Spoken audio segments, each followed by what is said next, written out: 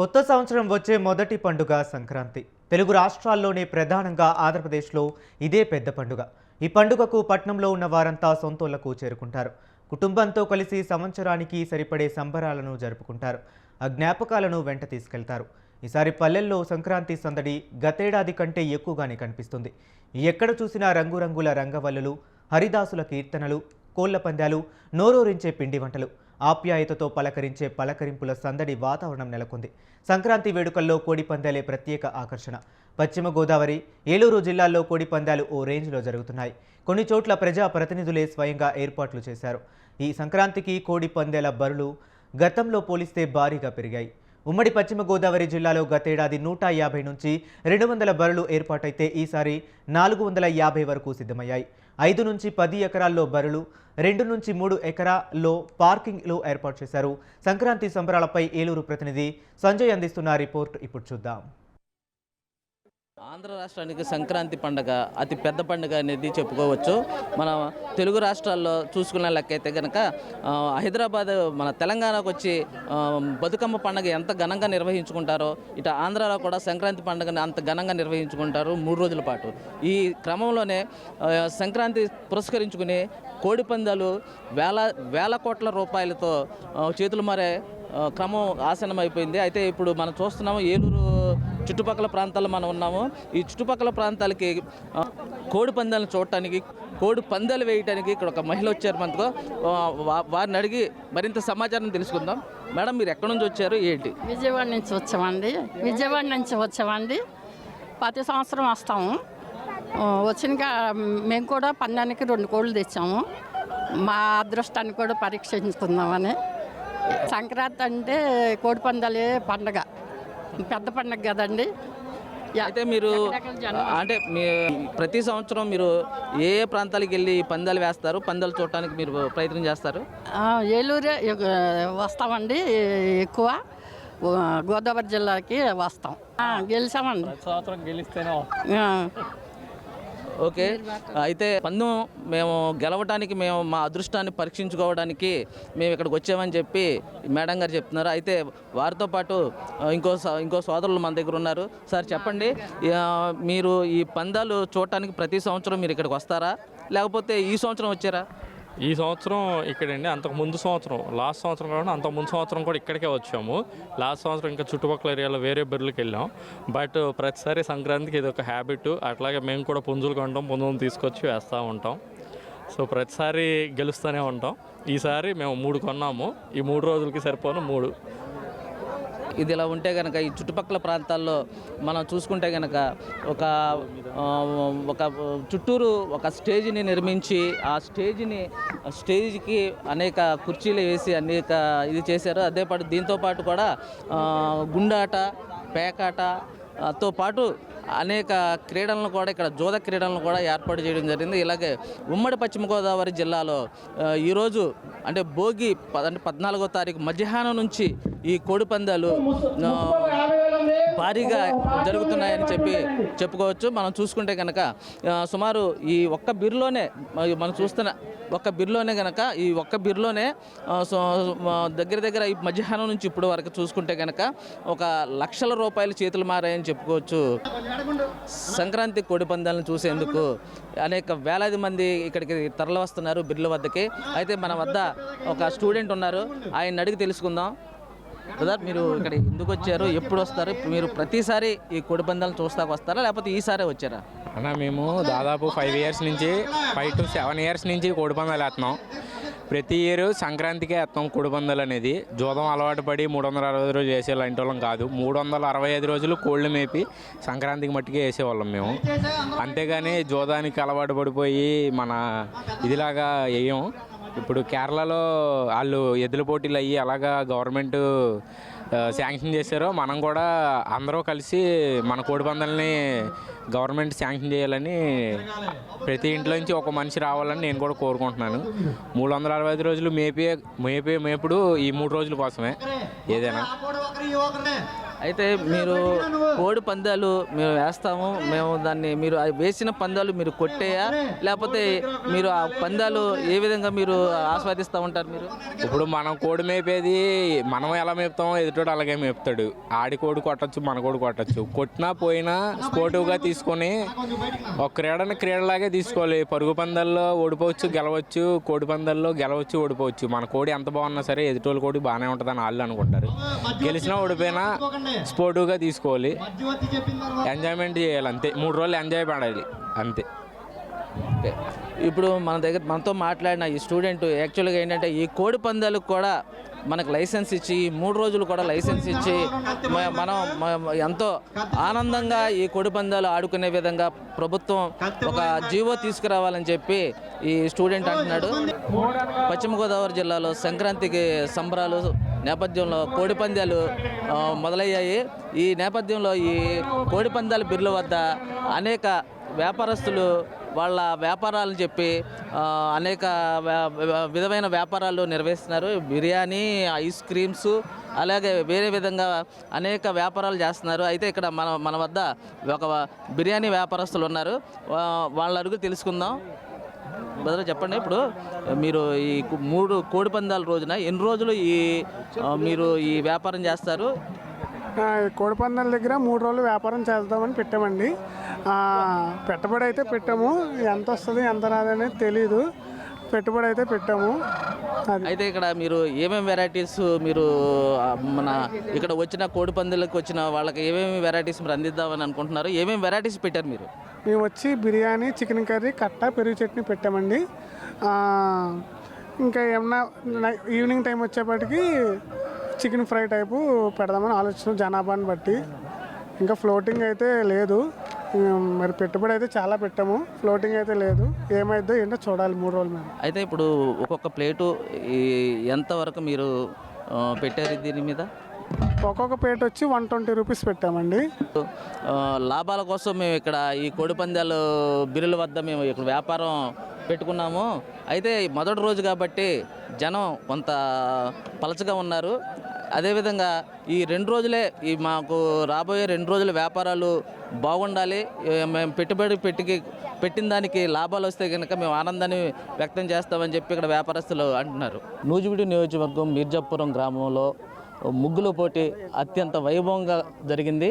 అయితే సంక్రాంతి అంటే కోడి పందాలే కాదు, ముగ్గుల పోటీ కూడా, ముగ్గుల పోటీలు వేస్తూ మేము కూడా ముందంజలో ఉన్నామంటూ చెప్పి వారధి కమిటీ వాళ్ళు ఉన్నారు ఇక్కడ.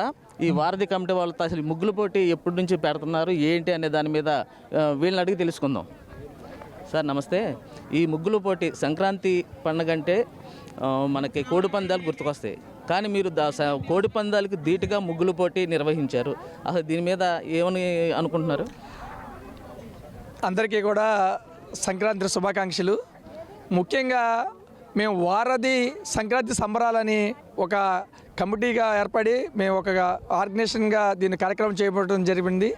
ముందుగా 3 రోజుల ముందు కబడ్డీ పోటీలు స్టార్ట్ చేసాం.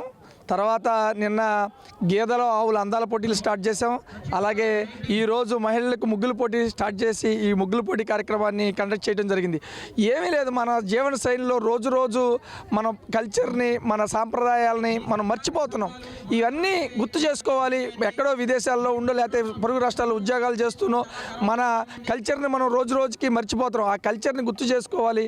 ఒక కాంపిటీషన్ అంటే ఒక సరదా, ఒక కాంపిటీషన్. ఇవాళ ఇక్కడ ముగ్గులు కూడా ప్రతి మహిళలు కూడా చాలా, ఒకరి ముగ్గు చూస్తే ఒకరి ముగ్గు ఎంతో అందంగా ఉన్నాయి. ఒకరి ముగ్గు ఇది కరెక్ట్, ఇది రాంగ్, ఇది రైట్ అనేది కాకుండా ఒకరిని చూస్తే ఒకరు మైమర్చిపోయి ముగ్గులు వేశారు. కానీ ఇక్కడ ఏంటంటే ఏదో చిన్న గిఫ్ట్, ప్రతి ఒక్కరిని ఫస్ట్ ప్రైజ్ ఇవ్వాలి కాబట్టి ఏదో ఒక సెలెక్ట్ చేసి ఇవ్వడం జరిగింది. కానీ ఇక్కడ అందరూ కూడా, మహిళలందరూ కూడా పెద్ద ఎత్తున ఈ కార్యక్రమం పాల్గొని చాలా సంతోషంగా ఉంది. మేము ఎప్పుడు కోడి పందాలు ఇవన్నీ సహజంగా చూస్తుంటాం, కానీ వీళ్ళల్లో ఇక్కడున్న ఈరోజు మేము పొందిన ఆనందం కొన్ని వందల కోడి పందాలలో పొందిన ఆనందం కన్నా 10 రెట్లు 100 రెట్ల ఆనందాన్ని ఇక్కడ పొందడం జరిగింది. చాలా సంతోషంగా ఉంది. ఈ కార్యక్రమం వచ్చే ఏడు మరింత మందితో మీరే చూస్తారు. ఇక్కడ ఖచ్చితంగా వచ్చే ఏడు 500-600 మందితో ముగ్గులు పోటీలు ఏర్పాటు చేసి మరింత సంక్రాంతిని మరింత ఆనందంగా, ఆహ్లాదంగా ఏర్పాటు చేస్తామని సందర్భంగా తెలియజేస్తాం. అదేవిధంగా ఈ ముగ్గుల పోటీకి న్యాయ నిరతగా సృజన మేడం ఇక్కడ ఉన్నారు. అయితే వారిని కూడా అడిగి తెలుసుకుందాం. అందరికీ నమస్కారం అండి. అందరికీ వారధి సంక్రాంతి శుభాకాంక్షలు అండి. ఇక్కడికి వచ్చిన ముగ్గులు పోటీకి వచ్చిన ప్రతి మహిళ కూడాను చాలా కాంపిటేటివ్ స్పిరిట్తో ఉన్నారు. అంటే నేను అంత తెలుగులో చెప్పలేను, చాలా బాగా వేసారండి. ఒక్కళ్ళకి మించి ఒకళ్ళు పోటాపోటీగా వేసారు. అసలు మాకు సెలెక్షన్ కూడా చాలా కష్టం అనిపించింది. ఒక ముగ్గులో ప్రతి కాన్సెప్ట్ అంటే ఒక దేశభక్తి కాడ నుంచి అంటే థీమ్ వచ్చి ఒక పొంగల్ సంక్రాంతి థీమ్ కాడ నుంచి అలా అని చెప్పి కోడి పందాల కాడ నుంచి ప్యాక్ ఆట ఆఖరికి కార్డ్స్ కూడా పెట్టారండి కొంతమంది అయితే. అసలు అద్భుతంగా చేశారు. ప్రతి ఒక్కరికి సంక్రాంతి శుభాకాంక్షలు అండి.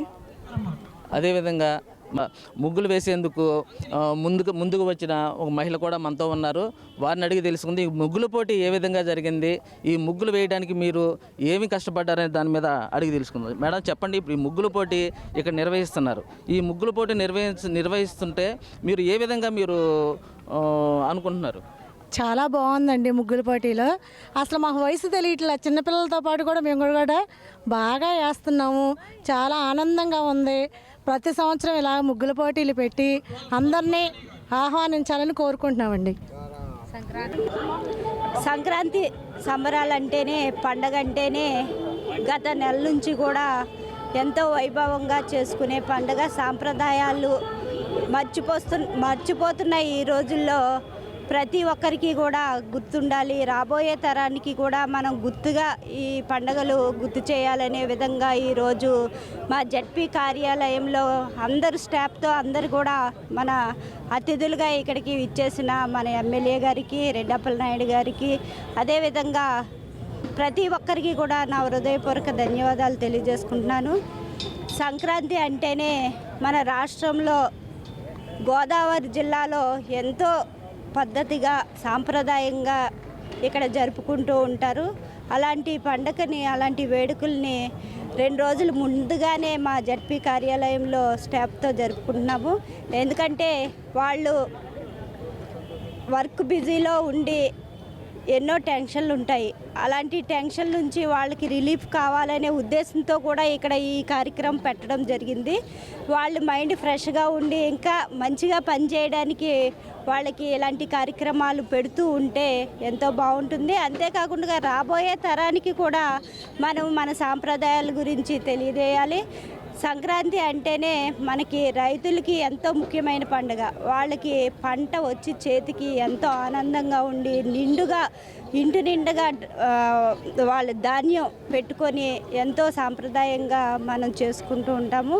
పిండి వంటలతో, కొత్త బట్టలతో అవన్నీ కూడా చేసుకుంటున్నాము. కాబట్టి రాబోయే తరానికి కూడా గుర్తు రావాలి. ఎందుకంటే ఇది అంతరించిపోతుంది. పండగలంటే చదువుకొని బయటికి వెళ్ళిపోయి వాళ్ళకి పిల్లలకి ఏం తెలియట్లేదు.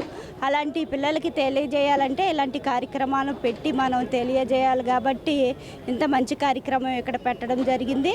అందరికీ కూడా మా జడ్పీటీసీలకు కానీ, ఎమ్మెల్యేలకి, ఎంపీలకి, అదేవిధంగా మన ముఖ్యమంత్రి వర్యులు నారా చంద్రబాబు నాయుడు గారికి, డిప్యూటీ సీఎం గారు పవన్ కళ్యాణ్ గారికి, లోకేష్ గారికి, అందరికీ కూడా నా హృదయపూర్వక ధన్యవాదాలు, సంక్రాంతి శుభాకాంక్షలు వాళ్ళకి తెలియజేసుకుంటూ నాకు ఈ అవకాశం ఇచ్చినందుకు అందరికీ కూడా ధన్యవాదాలు. సంక్రాంతి అంటేనే ఒక మనకి ఆంధ్ర రాష్ట్రానికి పెట్టింది పేరు పెద్ద పండగ. ఈ పెద్ద పండగని మీరు ఏ విధంగా మీరు జరుపుకుంటారు? ముఖ్యంగా మరి రాష్ట్ర ప్రజలందరికీ కూడా సంక్రాంతి శుభాకాంక్షలు తెలియజేసుకుంటున్నాను. మన యొక్క చూసుకున్నట్లయితే కనుక మన సంస్కృతిలో భాగమైనటువంటి పండుగలలో సంక్రాంతి అనేటువంటిది చాలా పెద్ద పండుగ. ఎందుకంటున్నారంటే అన్ని పండుగలు ఒకరోజు అయితే ఈ పండుగ 3 రోజుల నుంచి 4 రోజుల వరకు జరుపుకుంటాం. భోగి, సంక్రాంతి, కనుమ, ముక్కనుమ అనేటువంటిది. ఎందుకంటే ప్రతి రోజుకి కూడా ఒక ప్రత్యేకమైనటువంటి విధి విధానాలు ఉన్నాయి. అట్లాగే ఈ భోగి రోజున భోగి మంటలు వేయటం కానివ్వండి, అలాగే భోగి పళ్ళు పోయటం కానివ్వండి, అట్లాగే సంక్రాంతి రోజు మరి ఎడ్ల పందాలను మనం చూసుకున్నట్లయితే ఏలూరు ఎమ్మెల్యే బడేటి శాసనసభ్యుల వారి బడేటి చంటి గారు మరి మన శనివారపేట గ్రామాన్ని ఎన్నుకొని మరి సంక్రాంతి సంబరాలను ఇక్కడ చేయాలని తలంచినప్పుడు మరి ఇక్కడ ఉన్నటువంటి నాయకులందరం కూడా నడుం బిగించి అందరూ ఒక కలిసికట్టుగా ఒక మాట మీదగా ఒకే విధానంలో మరి ఈ రోజున ఈ కార్యక్రమాన్ని దిగ్విజయంగా చేయడం అనేటువంటిది చాలా జరిగింది. మరి ఈ సంక్రాంతి అనేటువంటిది పండుగలే మర్చిపోతున్నటువంటి ఈ కాలంలో మరి ఈ రోజున రంగవల్లులు అపార్ట్మెంట్ కల్చర్ వచ్చిన తర్వాత అసలు ముగ్గులు వేయటమే, మహిళల్ని రెండమ్మ ముగ్గేయండమ్మ, ఉండమ్మ బొట్టు పెడతా టైప్లో రెండమ్మ ముగ్గేయండమ్మ అని పిలవాల్సిన పరిస్థితులు ఈ రోజున వచ్చినాయి. మరి అపార్ట్మెంట్ కల్చర్లో ఎవరు కూడా ముగ్గేసేటువంటి పరిస్థితులు లేవు. ఇప్పుడున్నటువంటి జనరేషన్ పిల్లలు కూడా చదువుల పేరుతో హాస్టల్లో ఉండటం వలన ఈ పల్లె వాతావరణం అనేటువంటిది అసలు వాళ్ళకి తెలియట్లేదు. కానీ మన నెక్స్ట్ జనరేషన్కి మన యొక్క సాంప్రదాయాన్ని ఆస్తిపాస్తులు పంచడమే కాదు, మన సంస్కృతి సాంప్రదాయాలను కూడా మరి నెక్స్ట్ జనరేషన్స్కి అందించాలనేటువంటి దృఢ సంకల్పంతో ఈ రోజున మనం ఈ ప్రాంగణాన్ని ఎన్నుకొని మరి ఏదైతే మహిళలకు రంగవల్లులు అంటేనే ఇష్టం, అసలు సంక్రాంతి అంటే ముగ్గులంటే మహిళలు, మరి పొద్దుపోయే వరకు కూడా మరి చలిగాలిలో కూడా ముగ్గులేసినటువంటి మహిళల్ని ఈరోజు మరి చూసినట్లయితే అందమైన రంగుల్ని తీర్చిదిద్దటం జరిగింది. వారికి ఎమ్మెల్యే గారి చేతుల మీదుగా ప్రథమ ద్వితీయ తృతీయ బహుమతులను కూడా అందజేసి వాళ్ళని ఎంకరేజ్ చేయడం కూడా జరిగింది. ఈ సంస్కృతి రాను అణగారిపోతుంది. ఈ సంస్కృతిని రాబోయే తరాలకి తెలియజేసే విధంగా ఈ సంబరాలు అనేవి చాలా ఉపయోగపడతాయని చెప్పి ఇక్కడున్న మహిళలు మనతో పాటు వాళ్ళ అభిప్రాయాలను పంచుకున్నారు. కెమెరామెన్ సాయితో సంజయ్, స్వతంత్ర టీవీ, ఏలూరు నుంచి.